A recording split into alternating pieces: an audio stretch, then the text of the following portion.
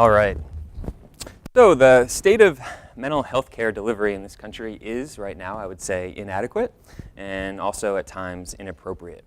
So right now we've got about 46 million Americans who are diagnosed with a mental health disorder. So that's 1 in 17 adults, 1 in 10 children. But only 38% of them are getting treatment right now, and that's a problem. So you might ask, why is that? Well, some researchers have asked that question, and they found that there are sort of two broad categories that explain why people aren't getting the help that they need. And those two categories are access and stigma. So when you see up there, as over 50% of respondents said that the main reason why they can't get help is because they can't afford help, that's an access issue. When people say they don't know where to go to get help, that's an access issue. When people say, on the other hand, that they're worried about their neighbor judging them, or they're worried about getting fired from their job or being committed to a hospital, those are what we call sort of stigma reasons for not getting help. So you then might ask, well, okay, well, what are the states doing to address this unmet need? Well, unfortunately, we're doing the exact opposite of what I think we should be doing, which is to say we're making dramatic budget cuts. So in the current political climate of fiscal austerity, we've cut $1.8 billion from 2009 to 2011 for treating mental health problems. So on a state-by-state level, that looks like $587 million that California cut, $132 million that New York State cut. And I want to emphatically state that when you make these kinds of cuts, you're not actually saving any money, right? Because you're just transferring the burden of care to a different venue. So what's that different venue? Well, if you can't get treatment at a hospital or treatment at a community mental health center, a lot of folks wind up in prison. People wind up in homeless shelters, or they wind up going to emergency rooms. And those venues are actually more expensive than if you were to just pay for helping people in hospitals or community health care settings. So it's actually, these cuts are not saving us any money, I would argue. So you might say, if you're a sort of staunch capitalist, well, maybe the market is determining the level of supply and demand. And maybe these cuts make sense because there's not as much demand as there used to be. But that also is not the case. We're seeing more than half of the states reporting increased demand for services. So you've got increased demand, and our response has been to cut services. So I think we can do better. And you might ask, well, what's one way that we could do better? And I would argue that we could institute what's called a Stepcare model of mental health care delivery. All right, what's that? Stepcare model is just saying that we provide graduated levels of care according to need.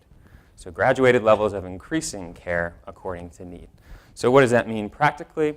So let's say you're feeling really depressed, really anxious.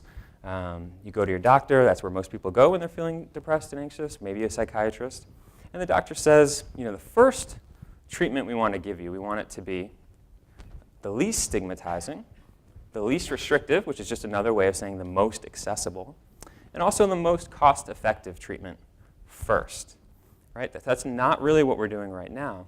But in order to address unmet need, in order to address problems of not having enough funding, a Stepcare model can redress those issues.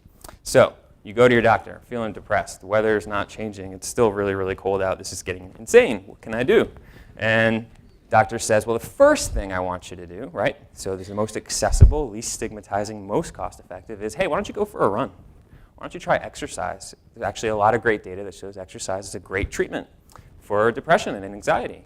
Why don't you try changing your diet? A lot of research that shows changing diet also really effective. Maybe you could try dropping in on these classes, anger management classes, things like that. And the idea is you're reserving the most expensive, most intensive care for people that need it the most. So you could think of it as sort of like a mental health care triage, right? So the way in which a Stepcare model is really self-correcting is that you don't just say, go for a run, and if you don't get better, too bad, right? You say, let's measure how you're doing, and if you institute some regular aerobic exercise and you're still not getting better, then let's try something else. Let's try something more intensive, maybe a little more expensive, maybe a little less accessible, maybe a little more stigmatizing. But the idea is the first approach, first line of defense, didn't work, so let's try something else. That's all a Stepcare model is, right? It's pretty simple, really straightforward. So you might ask yourself, well, is that what we're doing right now? And when it comes to physical health, sometimes we do that. When it comes to mental health, that's not really what we do. We usually provide doctors and psychiatrists, the first line of defense that they usually provide is what we call pharmacotherapy. and that's drugs, right? The evidence of that is pretty substantial. So 10% of Americans currently take antidepressants. 11% of children are diagnosed with ADHD and taking pretty powerful stimulant medication as a result. And really powerful antipsychotics such as Seroquel, which used to be used to treat people who are having psychotic breaks from reality, are now prescribed for children to help them sleep and for people to address their sort of average garden variety mild and moderate depression and anxiety. And also, just recently, and the day doesn't go by that there's not new evidence that prescription of medications is really rising exponentially. So in the last 2 years, the VA and military has increased prescriptions of psychoactive drugs by 700%.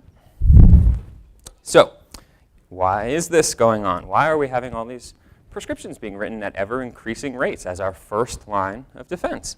Well, one is the sort of rise of the chemical imbalance theory, which just argues that, the reason why people are depressed and anxious, and this is a mindset that's taken over psychiatry and certainly medicine too, is that there's a sort of chemical imbalance. You don't have enough neurotransmitters, enough serotonin in the brain to function appropriately. And so if you take these medications, you will address this sort of chemical imbalance. And when you look at the neuroimaging of people who are depressed or really anxious, there's no question that there are substantial chemical and neuroanatomical differences between people who are depressed and anxious and folks who aren't, right? But I would argue there's been a misattribution of the cause for those neurochemical and anatomical differences. So whereas now we say the reason you're depressed and the reason you're anxious is because there's something wrong with you. There's something broken in your brain that you were born with, right? That's what we say now. We used to say, and that's the sort of attribution or cause that we list as why people are depressed now. We used to say things like, well, actually external circumstances are the things that caused you to feel depressed and anxious, right? Like we used to say the reason you're really depressed might be because you got fired from your job, or you can't find work, or you can't find work that provides a living wage, or you're in a terrible abusive relationship, or you were raped, or you live in a place that's environmentally degraded and difficult to live in. So now we've turned almost the blame or the reason or the explanation for why people are not feeling great, and we've said, well, maybe it's you and not the society you live in. So we've kind of ignored these external circumstances. Also, drugs and medications are really inexpensive. So insurance companies love to provide medications as opposed to face-to-face talk therapy because it's cheaper. And also, we live in a capitalist society, so of course, for-profit organizations want to maximize profits, and so they aggressively market these medications even when they might not be, when their use might not be warranted. So, what is the cost incurred by pharmacotherapy being the first line of defense? Well, they're pretty substantial, I would argue. So a lot of new data coming out about the long-term effects of prolonged antidepressant and anxiolytic use, and they include sort of prefrontal cortex atrophy, overall shrinkage of the brain.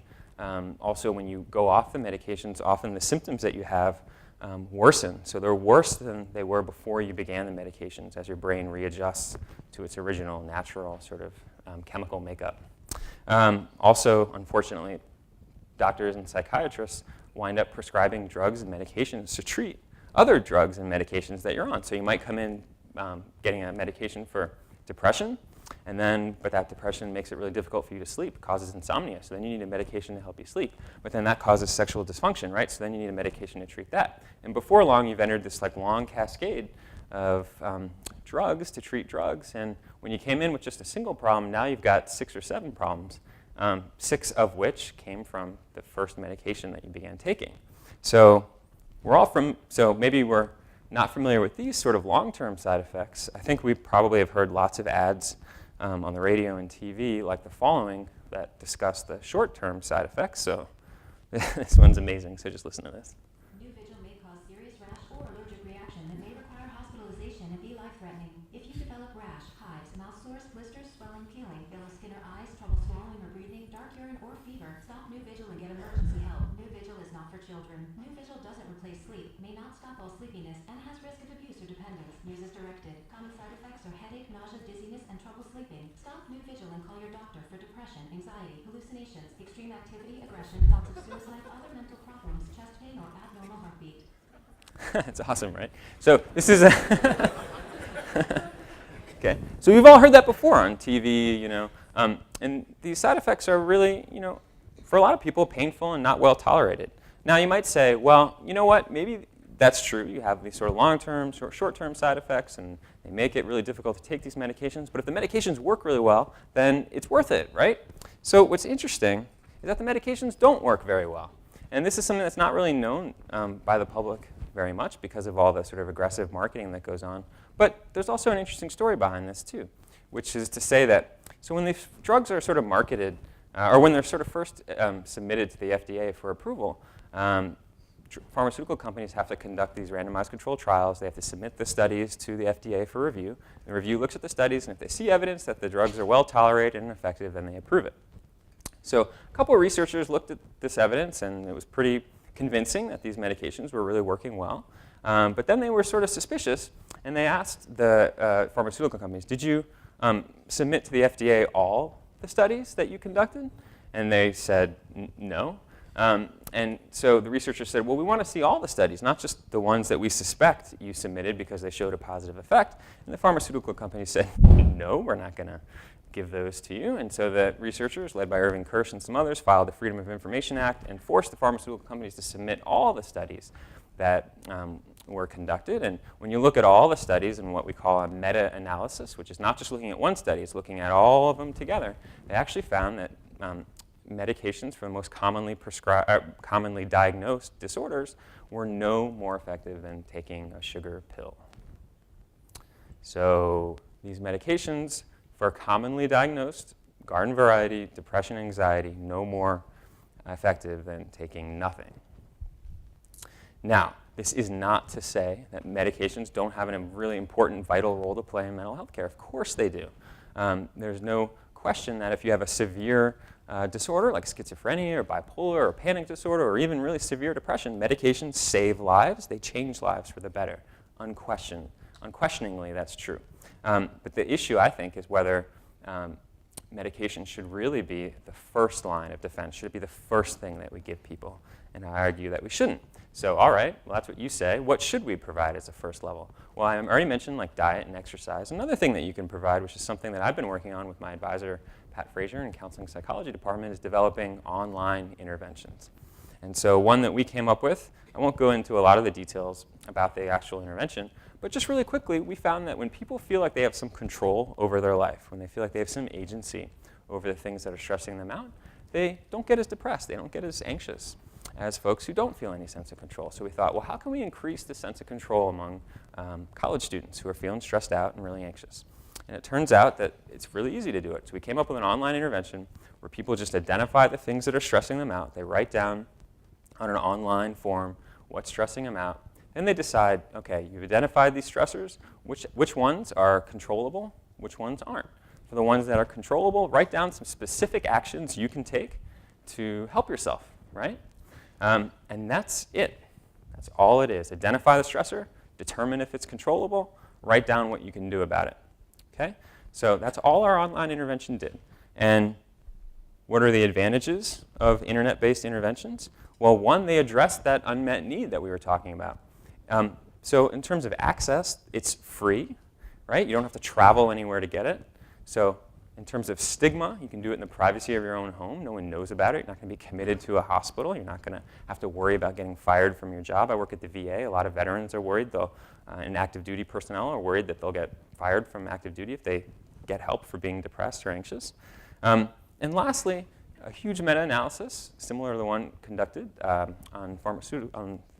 pharmacotherapy, was conducted, and they found there was a pretty substantial effect, that online interventions work. So what about the one that I came up with and with my advisor in our lab? What about that intervention? Well, that also works really well. So if you look at the blue bar there, that's the control intervention. That's just giving people info, so not much of an effect. But when you look at the yellow and gray bars, those are just variations on the intervention we came up with. You can see the effect size right after treatment ended was about 0.35, 0.36. And then a few weeks later, the effect size went up. So you should know, just in terms of basic statistics, this is considered a moderate effect size. Not as high as maybe you would get from face-to-face therapy, but it doesn't need to be, right, because it's a level 1 intervention, but still very, very effective. And super cheap and super easy to do. Students would spend 5-10 minutes a day, and that's all it took to get this effect. Needless to say, when you use an internet intervention of this sort, you don't have any side effects, right? You also don't ignore the external circumstances that are making people depressed. So we don't have to ignore the social and political inequalities that are making our society, I would argue, unhealthy and ill. So a lot of advantages to internet interventions in a Stepcare model. The first line of defense, really simple way to help people in need. So again, I just want to emphasize, this isn't to say, pharmacotherapy doesn't have a role to play. It absolutely does. It saves lives. But we just think, and I think, that in a Stepcare model, which would increase the number of people that need help, so it would address access issues, it would address stigma issues, and it would save us a lot of money, right? That's the advantage of a Stepcare model.